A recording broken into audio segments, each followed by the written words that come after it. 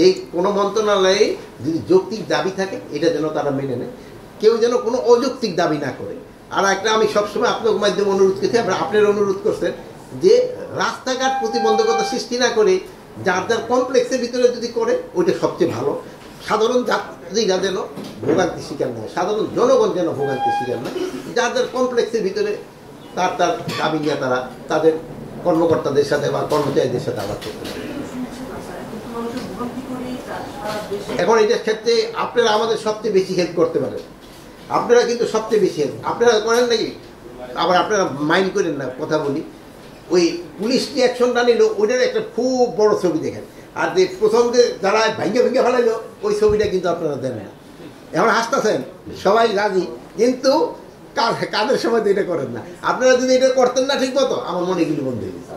এই জন্য আমি আপনাদের কাছে অনুরোধ করবো, আপনারা যদি প্রপারভাবে এই জিনিসগুলি করেন যে মানুষের ভোগান্তি হয়, তবে দেখবেন লোকজনে অটোমেটিক চলে যাবে। যেহেতু পাবলিক সেন্টিমেন্ট কিন্তু একটা বড় ধরনের সেন্টিমেন্ট, আপনারা কিন্তু পাবলিক সেন্টিমেন্টটা আপনারাই ক্রিয়েট করতে পারেন, আপনারাই কিন্তু সবচেয়ে বেশি হেল্প করতে পারেন। আপনারা যদি দেখেন যারা যে এদের মাধ্যমে পাবলিকের ভোগান্তি হচ্ছে এটা যদি আপনারা প্রকাশ করে দিতে পারেন, তো দেখবেন ওনারই এক সময় কিন্তু সবাই, যেহেতু আমরা তো সবাই তো মানুষ, যার যারটা বুঝি, সেই সময় বলবো যে না রে জনগণের আর ভোগান্তি করে দেবে। শৃঙ্খলাটা অতভাবে থাকে না, বিশৃঙ্খলা হয়ে যায়। এটার জন্য আমরা কতগুলি ইনস্ট্রাকশন দিয়েছি। 1 নাম্বার ইনস্ট্রাকশন দেওয়া হয়েছে যে গাড়িগুলি যেটা আছে গরু যে নামাবে এটা রাস্তায় নামাইতে পারবে, তাদের ভিতরে নিয়ে যেতে হবে, হাটের ভিতরে নিয়ে নামাইতে হবে। এবং বা যে গাড়িতে বা নৌকায় যে ট্রাক বা নৌকায় যেগুলি আসতেছে গরু, আগেই তারা ওই ব্যানার দিয়ে দিতে হবে তারা কোন হাটে গিয়ে এটা নামাবে। তা না হলে অনেক সময় দেখা যায় যে ওই টানাটানি শুরু হয়ে যায়, এই হাটের নিয়ে যেতে এটা যেন না হয়, এটার জন্য বলা হয়েছে।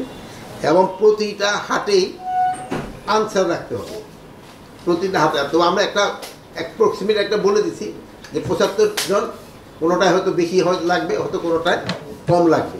এইটার জন্য আমরা এই নিরাপত্তা প্লাস বলে গরুর ডাক্তারও থাকতে হবে, যেহেতু অনেক সময় অসুস্থ গরু ঝুলে যেন বিক্রি না হয়। প্লাস অনেক সময় আছে যে গরুর আঘাতেও কিন্তু অনেক সময় লোকজন আহত হয়, এই জন্য একটু ফার্স্ট এডেরও ব্যবস্থা রাখতে হবে। আর একটা হলো ভালো খবর হলো, আমরা তাদের অনুরোধ করছি যে এখন তো 5% করে হাসিল নেয়, 100 টাকায় 5 টাকা। আগামী বছর থেকে যেন এটা 100 টাকায় 5 টাকা না, 4টাই করে নেয়, 1টাই করে কমানোর জন্য। বাট এবার আমরা কমাইতে পারলাম না, এই জন্য যেহেতু অলরেডি টেন্ডার হয়ে গেছে, যেহেতু টেন্ডার হয়ে গেছে এখন তো আর আমাদের পক্ষে করার সম্ভব না। বাট আমরা এইটা সেই লোকাল গভর্নমেন্টের আমরা অনুরোধ করছি, হয়তো তারা আগামী বছর থেকে এটা কার্যকরী করবে। আর একটা হলো বাল্কহেডের ক্ষেত্রে ঈদের 5 দিন আগে থেকে বাল্কহেড চলাচল বন্ধ হয়ে যাবে, আর ঈদের পরে 3 দিন বাল্কহেড চলাচল বন্ধ থাকবে। আর আপনারা জানেন বাল্কহেড কোনো অবস্থায় রাত্রে চলবে না, কোনো সময় এটা রাত্রে চলবে না। আর কোনো বাস, তারপরে আপনার সে জাহাজ আছে বা ট্রেন, অতিরিক্ত যাত্রী কেউ নিতে পারবে না।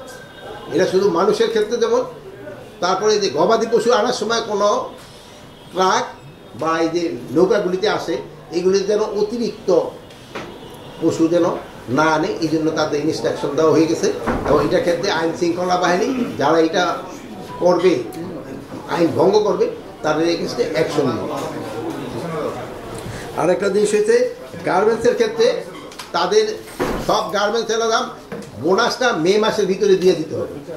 এই যে গার্মেন্টসের এরা আছে, এরা গেছে, এরা মে মাসের ভিতরে বোনাসটা দিয়ে দিবে। আর বেতনটা 1 থেকে 3 তারিখের ভিতরে তারা বেতনটা পরিশোধ করবে। আরেকটা জিনিস হলো গার্মেন্টস শ্রমিকদের যৌক্তিক যে দাবিগুলি আছে, এইটা মালিকেরা অবশ্যই তাদের পূরণ করতে হবে, যৌক্তিক দাবি।